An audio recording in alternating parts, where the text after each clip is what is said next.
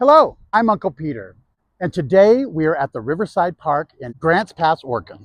What are we going to talk about? You know what we're going to talk about. We're going to talk about live theater, the love of theater with Uncle Peter. All right, Peter. So, how's this last week of rehearsal been? This week for Lend Me a Tenor has been amazing. We've only got 10 days left until we open. What are we doing? We are painting the set. Yesterday we had Gates Furniture deliver a sofa and a mirror. And today I'm going to go and buy all the paint we need to paint the set. The action in this play takes place all in one hotel suite, the Presidential Suite, this hotel in Cleveland, Ohio, in 1934. It's about an opera that they're putting on, and they've hired this world famous opera singer, Tito Morelli, to come sing in the opera, play the lead in Pagliacci, the clown, the tragic clown. So he shows up, there's all this mayhem. He gets overdosed on drugs, he drinks a bunch of wine, and he ends up passing out, and they think he's dead. Now, I'm not going to tell you any more because you need to come see my show. So, our show opens on August 14th and it runs through August 30th. We have Friday, Saturday, and Sunday performances. Friday and Saturday are at the nighttime, and Sunday's a matinee performance at 2 o'clock. Be there or be square.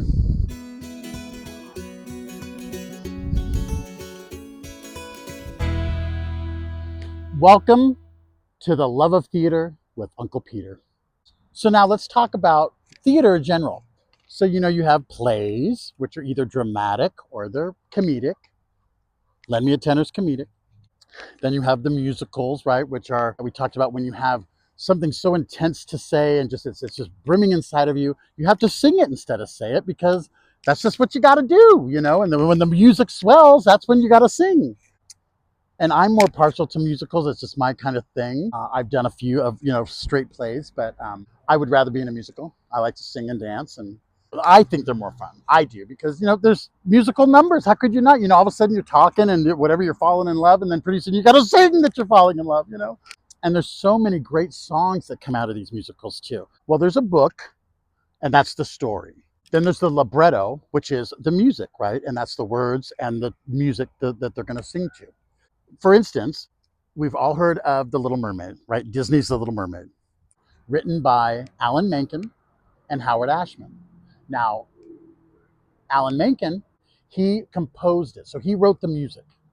The lyricist who wrote the words to the songs is Howard Ashman. They also wrote years before that Little Shop of Horrors, which we all love. Sometimes the lyrics come first too, and then you have to you write, you see what the words are going to be and how they might play out, and then you write the song to fit the words.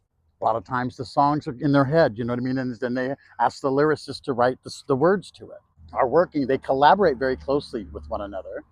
I'm sure with this creative juices that they get flowing, it's a collaboration. You know what I mean? They work very closely together. I guess we could start with rehearsal, right? Rehearsals are closed. No one gets to come and see them. They don't see how the sets are built. They don't see how they're mechanized to work. They don't see the makeup going on. They don't see the costumes going on. When I put on my makeup and costume and all of a sudden I am done, I am that person now. I'm not Peter anymore. I'm that person. So the audience meets Alban from La Cage or Edna Turnblad from Hairspray or whoever it is I'm playing. It's this miraculous thing that just happens. And then the magic. There's what we talked about theater magic, right? The little fairy that comes over, waves her wand, or his wand. and, well, that's the thing that nobody sees. It just happens. And the audience just gets to enjoy it. That's the thing about theater too, is that the audience is there, and we've talked about the give and take and the symbiosis of the relationship that you have with these people. That's for 2 hours. You don't even know the people. They're loving you and you're loving them, and you're just giving and they're giving back. And it's the things that they don't see that are the things they love the most. For instance, last night we did our first tech rehearsal for Lend Me a Tenor. So we have the sound guy there. There's a couple, the telephone rings several times throughout the play. The radio is on at the beginning of the play. And what he did was he took the music, the opera music was playing out in the house over the big speakers. So the audience is right in it with them. And all of a sudden the curtain opens, the lights go up, and that goes from the house to the little radio. So all of a sudden it's this big sound, and then all of a sudden it's this little tinny little radio sound, and it's coming from over here on the step. It's not even coming from out in the house anymore. When I heard that, I was blown away. Something so simple as just changing a speaker is such a monumental thing. And it's only a brief second. I mean, it literally, like maybe a minute, this radio's on. It blew my mind. It really did. The things we did last night, that nervousness is what gives you what you need. It gives you the energy and the drive to do it. Now, don't get me wrong. There's people out there that want to act. They're nervous about, maybe they're not actors. Maybe they're a set designer. Maybe they're a costume designer. Maybe they are a painter and they want to paint the sets for you or whatever.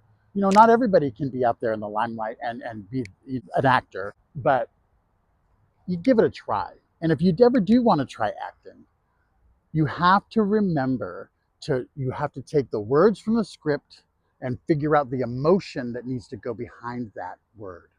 And it could be word for word, it could be sentences. And then once you've done that, you look at the scene, and then you know where you start and where you finish, and you make that arc. But in acting classes, they teach what's called the method acting. And it's where you like kind of become this person. Like, you know, even in your real life, you'll start acting like the person, and you'll start thinking like the person. And this goes really to like, you know, professional actors and stuff, you know, because they really, you know, delve, you know, they delve deep into these characters, and every little nuance, you know. I've done shows where the director has come up and handed us a packet of papers, and it was a synopsis of the character. They wanted to know where the character came from. They wanted to know the parents' names. They wanted to know the ethnicity. They wanted to know how much schooling they'd had. All this stuff. Well, those kinds of things you need to come up with. I remember I did a show called Pageant, and I played a character. She was Miss Deep South in the beauty pageant, and she was Lorinda Summerford. This is one of those ones where the director gave us the packet. And so I started filling it out, and it wanted to know her middle name, and it wanted to know how old she was, and it wanted to know what school she went to, and those kinds of things. So you have to think she's Miss Deep South. It says in the script she comes from Valdosta, Georgia. So you know she probably went to Valdosta High School or something like, you know. And then I made her middle name Virginia, because I just thought that Lorinda Virginia Summerford was her name, and I just thought that kind of rang and true. And you take those things when you come up with them, and you incorporate that into the person that you're playing. You know, a lot of times, sometimes you don't need to do that. You know, like when I play Alban and I are so closely related that I don't need to go through all the, you know, you think about maybe things that maybe happened in his past and what makes him the way he is. Once you've got the character kind of settled in you, it's done. You know what I mean? And you can just, on a whim, just go back and forth, being, you know, Peter to Alban.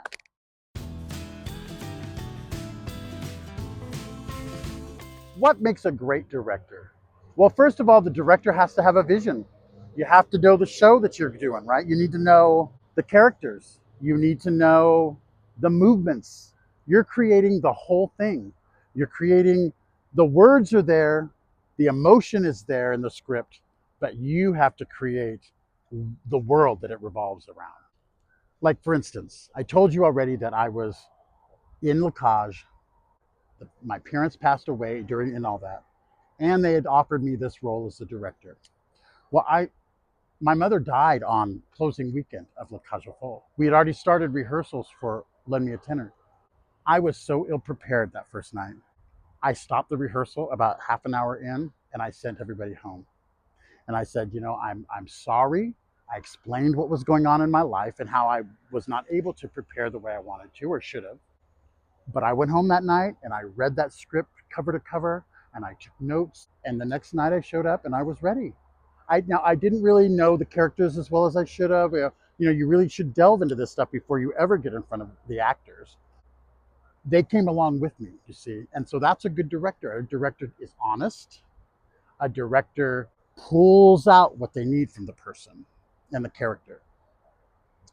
And you'd never want to like tell them, this is how I want you to do it.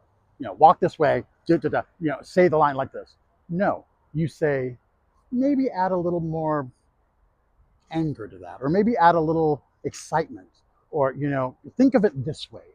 And then the actor thinks of it, and they think of the lines, and then they come out and they do it that way. And it's amazing when you can watch them change what they thought was the plan into what your plan is. One of the things that I learned recently about a director, and it's a dear friend of mine, she told me, she says, the long and short of it is that the actors are your tool to get your vision on the stage. Now that's a kind of a intense way of putting it. That's like they're tools, but they're not tools, but they kind of are. You know what I mean? They should come in as a blank slate, understanding the character, willing to do what you need them to do to give the character your character that you want to be there.